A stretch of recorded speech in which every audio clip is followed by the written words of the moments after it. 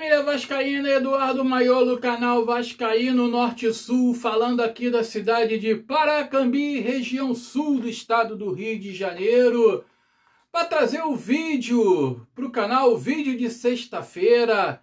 Sextou, galera, sextou, sexta-feira hoje é dia, né, de tomar aquela cervejinha com os amigos, encontrar a rapaziada, quem é casado, quem namora, quem é noivo, sair aí com a patroa para comer uma pizza, para ir no restaurante, para fazer uma média.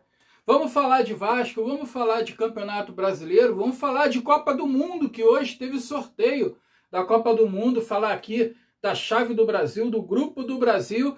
Mas antes de tudo, peço para você deixar seu joinha, deixa seu like aqui, gente, por favor. Pelo amor de Deus, deixa aqui seu joinha, ó, curte o vídeo, que é muito importante para que o vídeo chegue para mais pessoas no YouTube, para que chegue para mais vascaínos e para outros torcedores de outros clubes também.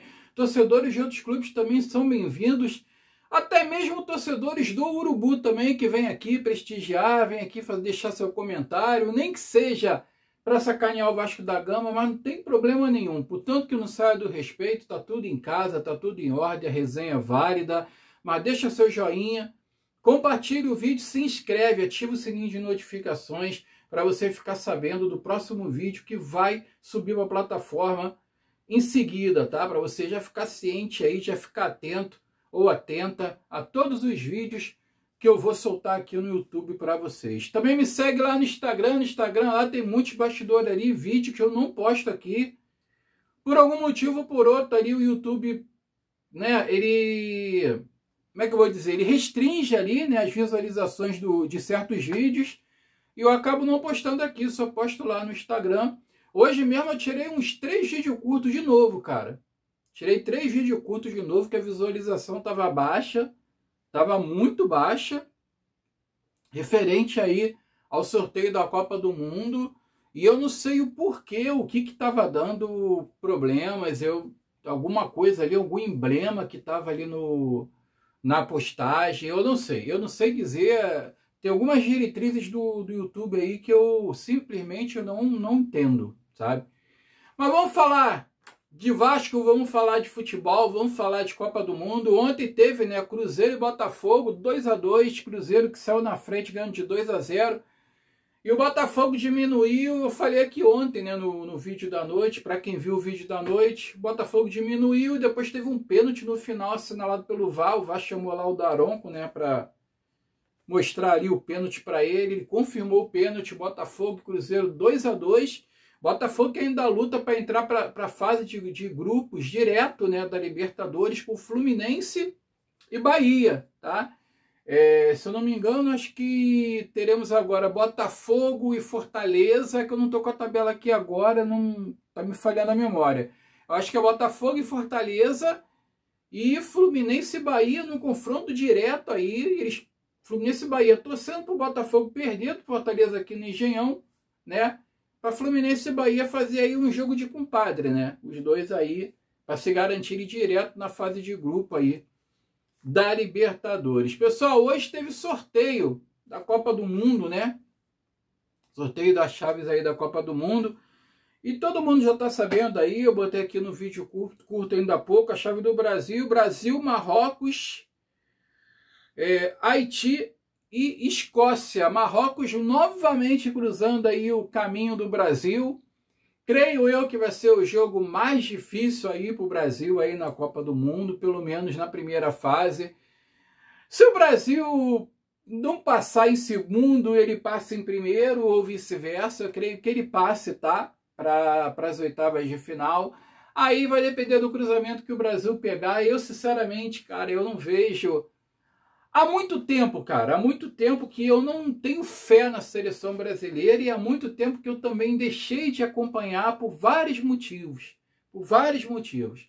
Não só o fator anímico da seleção brasileira, de jogadores que não são comprometidos com a seleção brasileira, uma vez que também isso aí é muito culpa dos clubes, isso é culpa da CBF também. O jogador vai muito novo lá para fora hoje em dia, com 20 anos já está saindo, ele constrói praticamente a vida toda dele na Europa ou em outra nação aí que, né, que tem um apelo grande do futebol, que pega muitos jogadores daqui. E sem dizer que o futebol brasileiro ele está perdendo a identidade completamente, né, cara? O futebol brasileiro está ficando igual o futebol da Itália, ele está parando no tempo. Ele não está tendo avanço, ele não está tendo progresso, ele não está tendo evolução. O futebol italiano, ele envelheceu.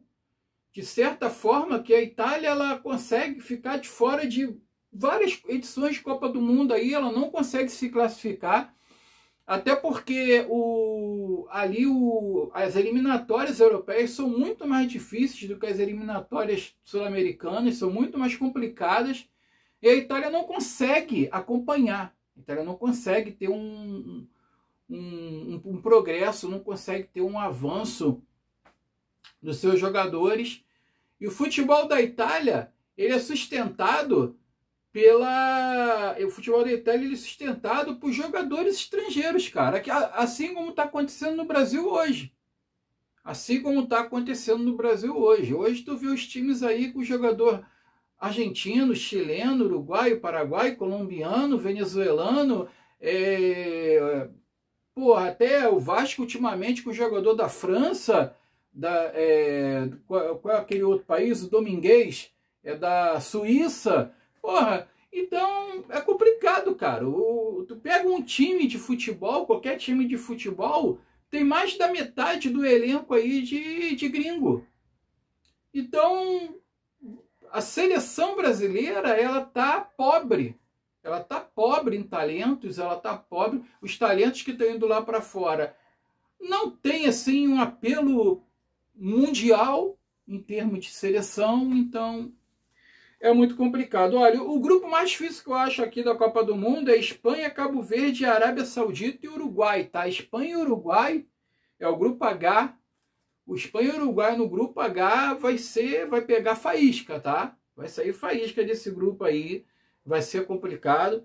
A Arábia Saudita e Cabo Verde não, Cabo Verde é azarão, né? Mas ali a Arábia Saudita ainda pode ali, de repente, né, pintar como uma zebra ali, fazendo uma surpresa para essas duas seleções. Mas para mim é o grupo mais difícil e o mais equilibrado aqui, o grupo F, o grupo D, o grupo F que tem Holanda e Japão, e o grupo D com Estados Unidos e Austrália ali, que dá mais ou menos ali um equilíbrio, assim, cada grupo aí dessas duas seleções, né? Grupo F, Holanda e Japão, grupo D, Estados Unidos e Austrália, de cada grupo essas duas seleções passarem, né? Então ali tem creio eu que seja ali um grupo assim, depois do grupo H, né? O mais equilibrado desse sorteio aí da Copa do Mundo. O Brasil que vai estrear contra o Marrocos no dia 13/6, tá? Já está marcado data, só o local que ainda está indefinido aí, pode ser em Boston ou em Nova York. O Brasil já pega o Marrocos de cara na Copa do Mundo, já começa bem, já começa com o pé direito, ó, maravilha. Depois pega o Haiti no dia 19/6, ou em Boston, ou na Filadélfia, lá na terra do Rock Balboa, ou então, e depois em seguida pega a Escócia, 24/6, ou em Atlanta, ou em Miami, cara. Estados Unidos ali que tem uma proporção territorial maior que a do Brasil, tá? Então, assim, o deslocamento ali vai ser meio desgastante, né? Porque em dimensões continentais ali, os Estados Unidos é até maior do que o Brasil. Então, quer dizer, além disso, vai ser disputado no México, né? Acho que é Estados Unidos, México, e tem um outro país também que vai ser disputado a Copa do Mundo, que agora eu esqueci. Eu vou colocar aí aqui na legenda, aqui, vou apurar, porque a minha cabeça é muito ruim. Vocês veem que eu troco o nome de time, troco o nome de jogador aqui o tempo todo, né, gente? Olha só, notícias do Vasco da Gama, notícias importantes, tá? O Vasco, né, vai com 11 reservas para jogar contra o Atlético Mineiro agora no domingo, poupando jogadores aí para o jogo decisivo contra o Fluminense para a Copa do Brasil. Isso já era esperado e na atual conjuntura eu concordo plenamente. Eu não concordava antes do Vasco jogar com o Mirassol e antes de saber, né, como seriam os outros times ali na disputa ali pelo G8. Agora que a gente já sabe que o Vasco não tem a mínima possibilidade de chegar no G8 e se no máximo alcançar uma Sul-Americana, que talvez fique até de fora também, né? Então o Vasco tem que ir mesmo com o time em reserva, o Vasco tem que ir mesmo, eu acho, na minha opinião, cara, o Vasco tem que jogar todas essas fichas aí no título da Copa do Brasil, na minha opinião. Eu acho que tá na hora aí da diretoria chegar e cobrar aí do Diniz, cobrar dos jogadores aí, para que essa Copa do Brasil venha para São Januário. Eu acho que já passou na hora, porque um título agora da Copa do Brasil, cara, nesse exato momento que o Vasco passa de recuperação judicial, de crise financeira, como é que se diz? De estabilidade no futebol, de voltar ali a crescer no futebol. Um título da Copa do Brasil nesse momento é de suma importância. É de suma importância, cara. Um título agora da Copa do Brasil vai dar um up ali no clube ali, porra, tremendo, para disputar a Libertadores ano que vem. Se vai ganhar a Libertadores ou se não vai ganhar, já é outros 500. Mas só de estar disputando, a gente já está galgando degraus aí para a gente voltar ali aos tempos de glória. Então o Vasco, formação do Lucas Pedrosa, né? O Vasco vai com o time todo, reserva, vai poupar os 11 titulares, ainda não se sabe aí, não se especula aí uma escalação possível, né? Para o Vasco da Gama. Durante a semana aí a gente deve saber. O jogo contra o Fluminense já tinha sido, o jogo contra o Fluminense agora dia 11, já tinha sido vendido 50 mil ingressos aí, só pela torcida do Vasco, tá? Comprado só pela torcida do Vasco. O Fluminense só comprou 13 mil até agora. Já abriu aí a venda de ingressos para eles, só compraram 13 mil, o Vasco comprou já mais de 50 mil.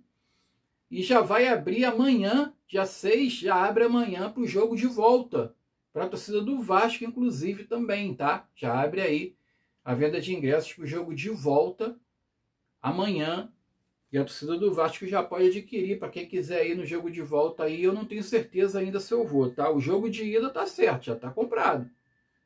Agora não tem jeito. Mas o jogo de volta sinceramente, eu tô em dúvida. Né? Vamos ver o que vai acontecer no jogo do dia 11. Olha, o Piton deve ficar parado de 3 a 5 meses, tá, gente? Ali aquele choque que ele teve no joelho, e ele não teve uma ruptura, né? Ele teve ali uma fratura, não é que seja uma fratura, né? Foi uma contusão ali no ligamento medial, e o Piton deve ficar parado aí, mesmo que não passe por cirurgia, que eles descartaram a cirurgia do Piton, graças a Deus, mas ele deve ficar parado aí de 3 a 5 meses. Eu falei aqui, tá? Eu falei aqui no mínimo 4 meses, ainda falei aqui no mínimo 4 meses, mas pode ser aí de 3 e 5 meses aí. Então, quer dizer, Copa do Brasil, reta final de Brasileiro, esquece. Início de temporada também esquece. Piton só lá para maio, abril, maio, por aí. Entendeu? Por aí que a gente vai ver o Lucas Piton de volta. Olha, o Vasco está de olho no Elinho, ex-jogador do Red Bull Bragantino, que está no Toluca do México. Eu estive apurando aqui, o salário do Elinho está na casa de 500 mil. E o valor dele no mercado aí é em torno de 15 milhões de dólares, tá? Ou seja, 84 milhões de reais. Olha, para contratar o Elinho hoje, o Vasco teria que vender o Ryan agora, né? E estou dizendo que já tem um monte de proposta na mesa aí em cima do Ryan. Então, creio aí que tem que se vender o Ryan agora. Porque para contratar o Elinho, o Vasco numa recuperação judicial e dar 84 milhões no Elinho... Eu queria muito o Elinho no Vasco, cara. Eu queria muito o Elinho no Vasco, mas eu acho meio complicado. Além do Elinho, o Gabriel Menino também parece que está na mira. Salário de 100 mil, isso daí é mais provável, tá? Está no Atlético Mineiro, era do Palmeiras. Valor de 7 milhões de euros, 38 milhões de reais. Talvez seja, assim, mais acessível para o Vasco, né? Contratar aí o Gabriel Menino seria uma provável contratação também. Além desses dois, o William Machado, Gabriel Talhari, Bernabé e Bruno Lopes também estão na mira do Vasco da Gama. O clube anda sondando aí para se reforçar aí para o ano que vem. E dependendo, né, se o Vasco alcançar aí uma Libertadores aí, realmente vai ter que reforçar esse elenco, porque tem muita posição aí que está deixando a desejar, tem muita posição carente ainda. Tem muita posição aí que a gente precisa de jogadores reserva. Então tá complicado, cara. Tem que reforçar porque tá muito complicado. Então é de suma importância aí o Vasco reforçar esse elenco aí para o ano que vem, até para fazer aí um campeonato brasileiro mais decente, né, Pedrinho? Fazer um campeonato brasileiro mais decente. E eu vou falar aqui de uma notícia aqui de última hora, mas antes de mais nada, falar do JP, o JP que voltou aí de empréstimo do Avaí. E parece que a comissão técnica vai reintegrar o JP ao elenco, vai aproveitar o garoto. Ótima atitude da diretoria, demorou, né, para cair a ficha, né? E o JP aí deve ganhar oportunidades aí com o Fernando Diniz, já que o Ryan vai embora. Eu acho que agora o foco vai ser o JP, que vai ser a galinha dos ovos de ouro aí do Vasco. Não, Cauã Barros está em primeiro, o JP acho que vai vir depois, que eles devem começar a lapidar. Em contrapartida, Leandrinho deve se desfazer do Leandrinho e do Léo Jacó também, o garoto da base lá que pertence ao Nova Iguaçu. Nova Iguaçu pediu 3 milhões nele, o Vasco não quis exercer a compra do Léo Jacó, o moleque mete gol pra caramba. E o Leandrinho talvez não deve ser aproveitado. Cara, eu não sei o que o Diniz tem contra o Leandrinho. Eu não sei o que o Diniz...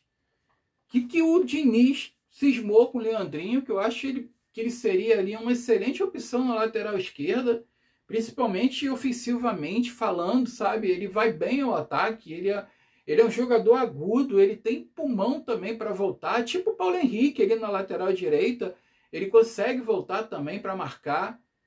É um garoto promissor e o Diniz simplesmente está abrindo mão do garoto e parece que não vai ter chance com o Diniz. Cara, e assim, se o Vasco não tiver o resultado esperado na Copa do Brasil e chegar ao ponto de ficar fora até de uma Sul-Americana, ter que disputar a Copa Sul-Sudeste com um prêmio de consolação ano que vem, o Diniz, pode dar linha na pipa, tá? Reformulação geral no Vasco, tá? Porque, pra mim, o que tem que segurar o Diniz aí é o título da Copa do Brasil. Ele ganhando o título da Copa do Brasil, ele muda totalmente o cenário. Ele muda completamente o panorama, mas se não ganhar a Copa do Brasil e ainda ficar fora da Sul-Americana, pode botar o Diniz pra vazar, porque não dá não, cara. Não dá mesmo. Futebol contestado, esquema contestado, filosofia dele também é contestada por um monte de gente, por um monte de especialista que está aí na mídia futebolística também, ex-jogadores, ex-técnicos, todo mundo reclamando, todo mundo falando do Diniz. Agora a notícia aqui, cara, de impacto do Vasco, a Betfair não vai fazer mais parte do Vasco da Gama, não vai ser mais a patrocinadora do Vasco da Gama agora no final do ano, tá? A Betfair que hoje coloca 70 milhões no Vasco da Gama por ano. O Vasco não vai renovar com a Betfair. Tinha uma cláusula automática, né, para renovar por mais 2 temporadas. O Vasco não vai fazer uso dessa cláusula. E a Betfair, a partir do ano que vem, estará fora do Vasco da Gama. Aí eu pergunto para vocês, quem é que vai vir para o lugar da Betfair? Tá pipocando aí o tempo todo, toda hora, cara. Eu não gosto de falar disso aqui. Eu evito falar desse assunto, o tempo todo pipocando aí o nome de Leila Pereira para lá, Leila Pereira para cá, Leila Pereira não vai continuar no Palmeiras, Leila Pereira vai comprar o Vasco. Cara, eu só acredito nessas coisas quando elas acontecerem. Eu só acredito nessas coisas quando elas acontecerem. Enquanto não acontecer nada, eu não acredito em nada do que está se falando por aí. Então, por isso que eu não falo, que eu não fico tocando nesse assunto. Agora, é muito esquisito. O Vasco diz que 70 milhões, né? De acordo com o que está o mercado hoje em dia, aí, 70 milhões já não atende ao clube. O Vasco vai ser vestido agora pela Nike. Então, vai valorizar a marca. Então, o Vasco está entendendo que um patrocínio de 70 milhões já não é viável. Tem que ser algo mais. Se eles estão dispensando o patrocínio de 70 milhões, que é o maior do clube hoje em dia, que é o maior do clube nos últimos não sei quantos anos atrás, eles têm que ter alguma coisa melhor em mente. Eles têm que ter alguma coisa muito melhor e muito superior em mente. Quem é que pode ser melhor do que a Betfair hoje? A Crefisa? Deixa aqui nos comentários o que vocês acham. Vocês acham que a Crefisa vai patrocinar o Vasco? Mesmo que a Leila Pereira não compre o Vasco, vocês acham que... E será que isso não vai gerar ali talvez um desconforto ali com o Palmeiras? Será que isso não vai gerar ali uma desconfiança do mundo futebolístico ali, de conflito de interesse ali, de Vasco com Palmeiras? Né? Eu não creio. Eu estou aqui, eu estou especulando aqui. Eu não tenho informação nenhuma. Eu estou especulando aqui. Uma Crefisa hoje no Vasco, para mim seria inviável. Quem seria esse patrocinador do Vasco? Deixa aqui no comentário, pessoal. Comenta aqui. Vamos bater um papo. Vamos resenhar aqui sobre isso, tá?